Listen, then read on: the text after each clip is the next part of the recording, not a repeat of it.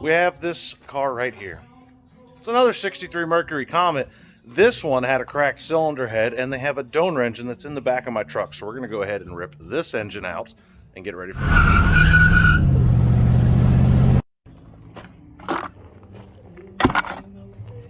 Well, and there we go. Engine and transmission are out. Again, this was the 2-speed Ford automatic. Kind of weird. Looks like a previous repair here, and some expanded cover in these expansion holes. Not really sure what's going on there. But yeah, we're going to save that electronic ignition off of that, and we'll get ready to put the donor engine in. One of the tricky things here is we're doing this outside because, well, shop's full. That side too. Everything's full. And we don't want these cars outside, so this has to be done outside. I got to move the engine so I can move the car, so I can back my truck in and unload the other engine and then push the car back up. So we got a 6-cylinder and a wheelbarrow. And as you can see, we have the engine sitting in there. Now, this looks like it fits great, don't it? Well, kind of. One of the things we maybe forgot to mention about this is we got rid of that 2-speed automatic and we put a C4 in here. Now, this engine and transmission came out of a 68 Mustang, so everything is similar, but not exactly the same. And one of those things is the cross member for the transmission. Stick my head under here and show you guys what I'm talking about. It's an easy solution. We can make something work. I'm sure somebody makes an adapter, but we're just going to make something here, get this thing buttoned up so we can start putting it back together. So this may be kind of hard to see, but right here is where the cross member goes, and here is where the transmission mount is. Now, again, that's an easy solution. Instead of trying to tackle that on the ground, we're going to tackle it on the lift. That means I got to finish the Buick and get it off the lift.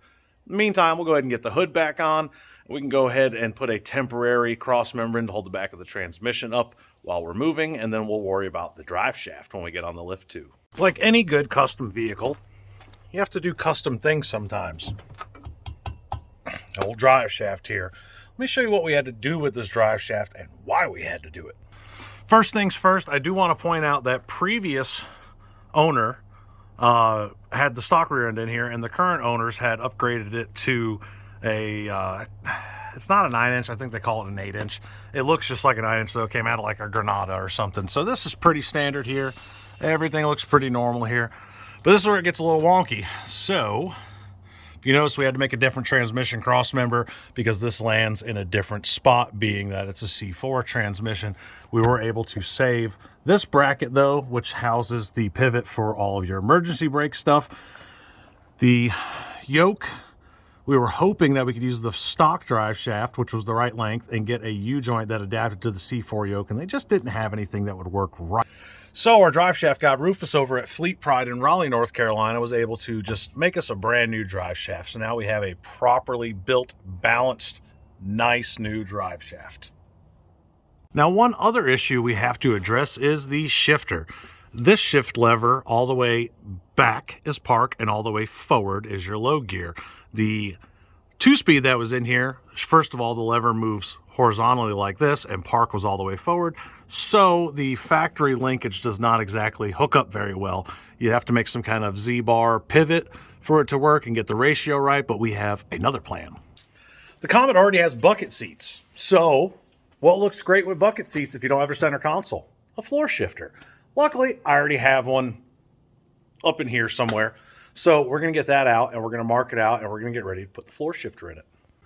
So what we did as far as the shifter, because we were moving it to the floor, is we removed the shifter from the column. Now your indicator is still on here. You can leave it on if you want. It's up to you. Move the shifter to the floor. We do have all of our gears. Everything works.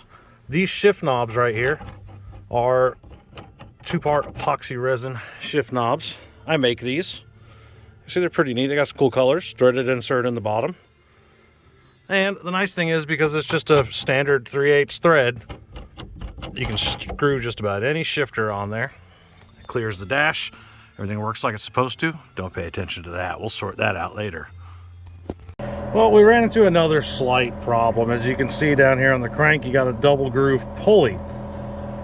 The water pump's the same length, but that double groove pulley sticks out further, which makes the fan blade hit it.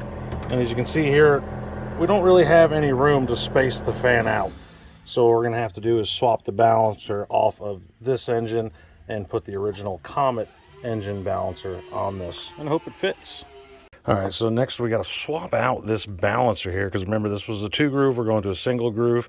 So we're going to take that off, and we're also going to swap out this timing cover so we can get away from this metal bolt-on tab and go with the stamped one that's made into the cover to match up with the pulley. Luckily, Milwaukee has tools to make the job easier. That was pretty simple. Well, I learned something new. We took the timing tab off, and would you look at there? The embossed one's already there, so we don't have to swap the cover. So all we're going to do is get ready to install the new pulley. And just like that, it no longer hits. So now we're going to get all this back together and get the radiator nailed in. We also have another problem. Now this is the carburetor off of this engine that came out of a Mustang. You can see everything bolts up. However, this is the carburetor that was off the Comet. Now the spread on here is the same, these two studs, but this spread is different. So I cannot install this base on that intake and make that carburetor work. So we're gonna have to get a little creative. Luckily we know this was running good with this carburetor, and we'll have to adapt the linkage to make it work with the factory linkage. But this is what happens. Things happen.